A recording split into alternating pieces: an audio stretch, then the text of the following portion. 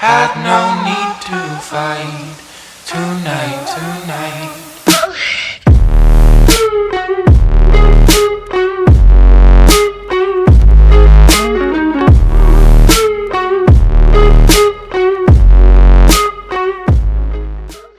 So I don't typically make videos like this talking about trade requests that are denied. I mean, I do talk about requests that are, except that I talk about the Matthew Tkachuk, rumors, I talk about the Tarasenko stuff. I think I talk about someone else. I talk about one more person. I can't remember his name. But we talked about that a couple times on the channel. I even have a whole entire playlist of the guys I've talked about. But this is a trade reject that we're going to discuss.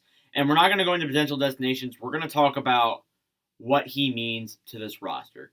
So Ilya Mikheyev was denied a trade yesterday, or however long ago, according to Elliot Friedman in an article. He released an article discussing a lot of things. Talks with Elias Pettersson, some stuff with Jack Eichel.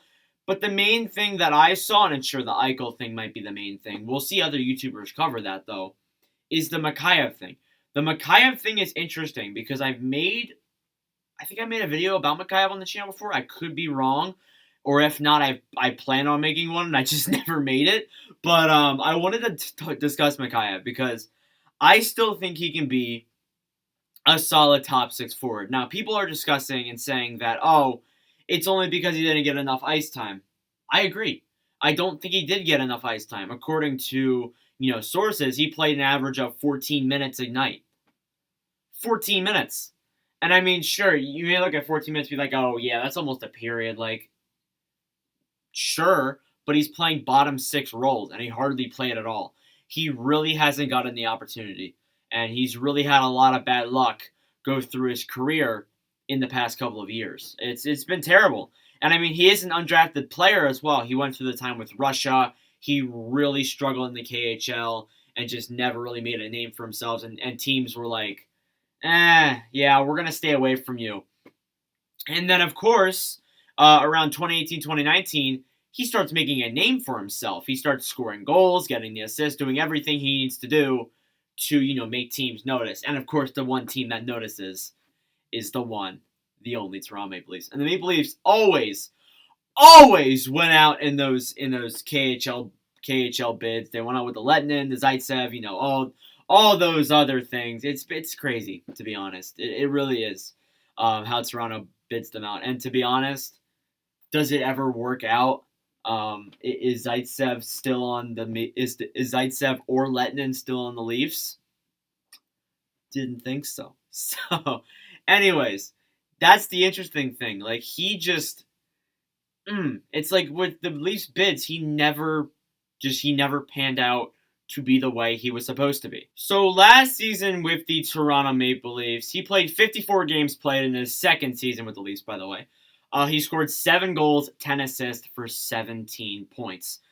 Yes, I understand that you look at how many games played he's played. Excuse me. Again. And you may think like, 54 games played, like, he's had his opportunity.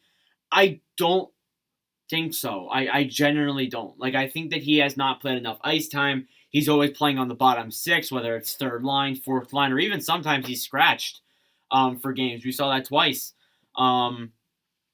Yeah, I don't think he's really getting enough ice time, and maybe he doesn't have the line mates to make the right opportunity. And I mean, he really isn't getting paid that much either. He's really getting paid dirt cheap. And, putting up numbers like that, I mean, I don't think that's who he is.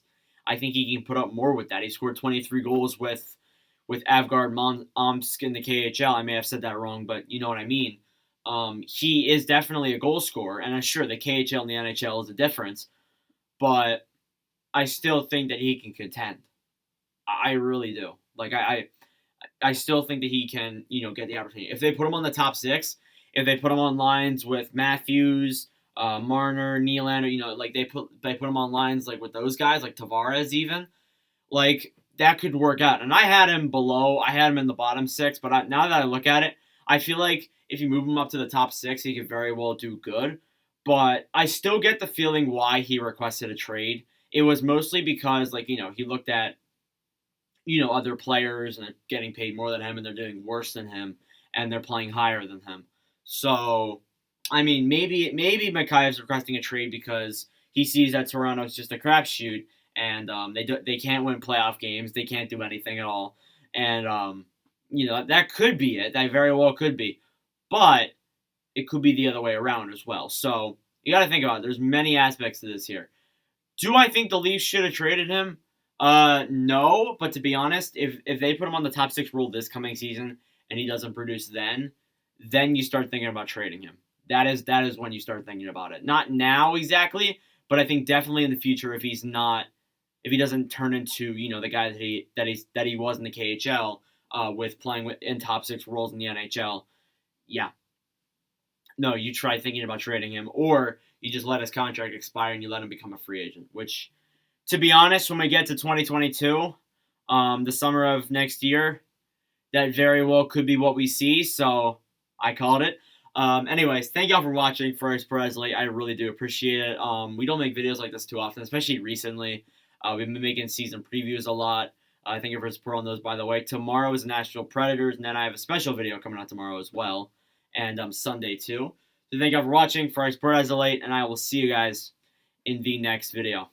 Adios.